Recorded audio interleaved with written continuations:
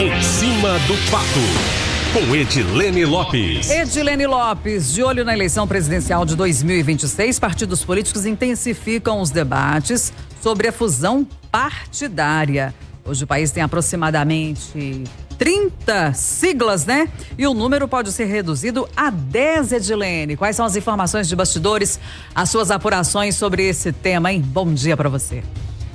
Bom dia, Kátia. Bom dia, Júnior. Bom dia aos nossos ouvintes. Exatamente isso. O Brasil passou por uma reforma na legislação em 2017 que estabeleceu uma cláusula de barreira, ou seja, de desempenho para os partidos, justamente com o objetivo de diminuir o número de siglas no país e também acabar com os chamados partidos de aluguel, que muitas vezes não tem função nenhuma ideológica ou programática, mas servem para se agregar aos outros partidos e aí fazerem volume e, com isso, o número de parlamentares e acesso ao fundo partidário. Então, a cláusula de barreira, ela estabelece justamente que o partido tem que cumprir um desempenho e vários desses partidos não têm cumprido.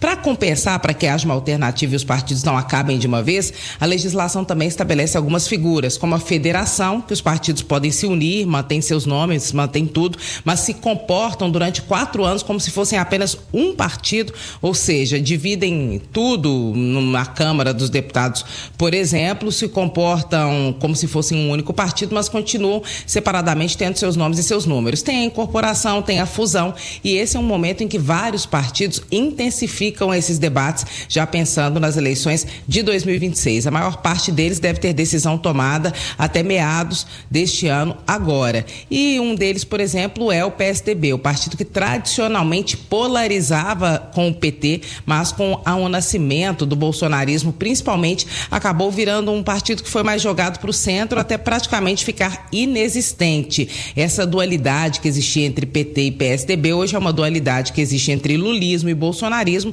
só que com PT vive o PSDB praticamente morto. Hoje ele está federado com Cidadania, mas estuda a federação com outros partidos menores que também podem parar de existir, como por exemplo o Podemos, o Solidariedade. O PSDB vem fazendo essas conversas e conversa também com os grandes, como por exemplo o MDB e o PSD, com os quais pode fazer uma fusão e aí vão virar um partido só. Qual que é a questão aí que muitos tucanos não ficam confortáveis com isso? O PSDB deixaria de existir e eles consideram que a sigla tem um peso, uma história, um legado no Brasil, governou várias vezes Minas Gerais, governou várias vezes São Paulo, governou o Brasil com a FHC, um governo histórico, então muitos já estão saudosistas com a possibilidade de o PSDB acabar. E outros partidos que são grandes já querem ficar ainda maior para serem a maior bancada no Congresso Nacional e também lançarem um candidato que seja um expoente de centro em 2026 e terem o controle. Se não for do Palácio do Planalto, vai ser da Câmara dos Deputados, vai ser do Senado Federal, enfim, vão ter poder para ajudar a comandar o Brasil. Desses partidos grandes que aliam se unir, por exemplo, que estão nesse debate, o Republicanos pode se unir ao União Brasil e ao PP e formarem um grande partido querendo superar, por exemplo, o PL. Então eles estão todos nesse debate nesse momento para poder tentar salvar alguns e outros querem apenas ficar maior mesmo. A ideia é que lá para 2030, mais para frente, o número de partidos reduza bastante e nós vamos sentir que a partir desse ano isso já vai acontecer, porque a cláusula de barreira ela vai estabelecendo. Primeiro tem 1,5% dos votos em todo o país dividido em 1/3 da federação, mais 9 deputados federais. Depois aumenta para 2%, para 11 deputados. Até chegar a 13 deputados, 2,5%.